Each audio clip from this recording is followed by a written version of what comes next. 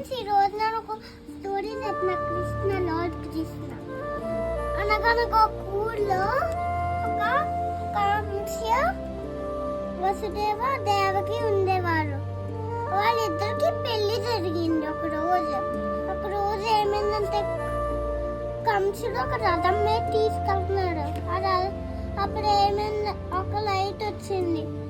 కంసు హ్యాపీనేనా